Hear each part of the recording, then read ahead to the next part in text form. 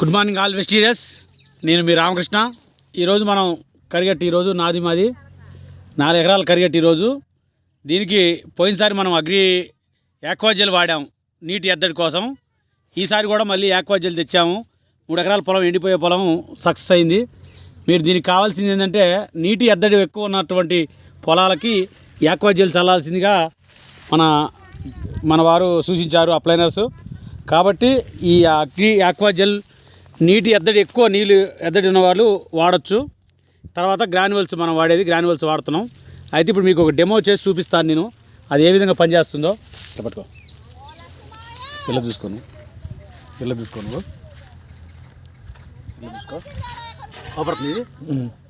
ఇక దీంట్లో గ్లాసులో మట్టి తీసుకున్నాం మనం, 2 గ్లాసులల్లో, 2 నీళ్ళు పోస్తున్నాం.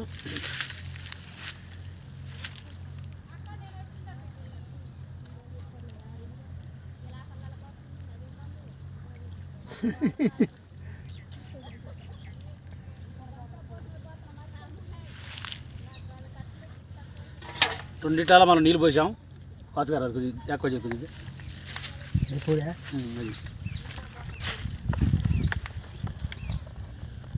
రెండిట్లల్లో మనం పొయ్యి మట్టి బాధ ఎక్కువ చెప్పి పొయ్యి. దీంట్లో మనం యాక్వాజెల్ పోసాము.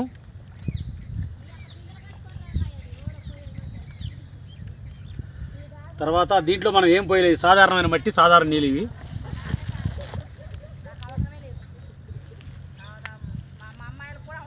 పడుతుంది గ్లాసులో.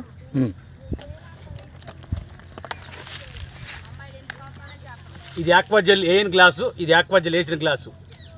మనం దీన్ని ఎందుకు వాడుతున్నాం అంటే నీటి ఎద్దడి ఎక్కువ ఉన్నటువంటి పొలాలకి యాక్వాజెల్ వాడటం వల్ల మనకు వచ్చే బెనిఫిట్ ఏంటంటే నీరు ఒకసారి పెట్టినట్టయితే నీరు ఇది పీల్చుకుంటుంది.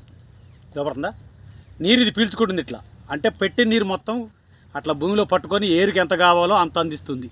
మనకి సంక్రాంతి తర్వాత నీటి ఎద్దడి ఖచ్చితంగా జరుగుద్ది. కాబట్టి దీన్ని ముందే గ్రహించి నేను యాక్వాజెల్ తెచ్చాను. 8 ఎకరాల పొలానికి 8 ప్యాకెట్ తెచ్చాను. ఈరోజు 4 ఎకరాలు 4 ప్యాకెట్లు. ఇది మామూలు నీళ్లు. ఇది పరిస్థితి. అంటే నీళ్ళు పెట్టినట్టే బయటికి వెళ్ళిపోవడం కానీ భూమిలోకి ఇంకిపోవడం కానీ జరుగుద్ది. కానీ యాక్వాజెల్ పెట్టిన నీళ్లు మాత్రం ఎన్నైనా కూడా అట్లా పీల్చుకొని ఉంటుంది. ఏరుకి ఎంత కావాలో అంతే అందిస్తుంది. Okay, thank you.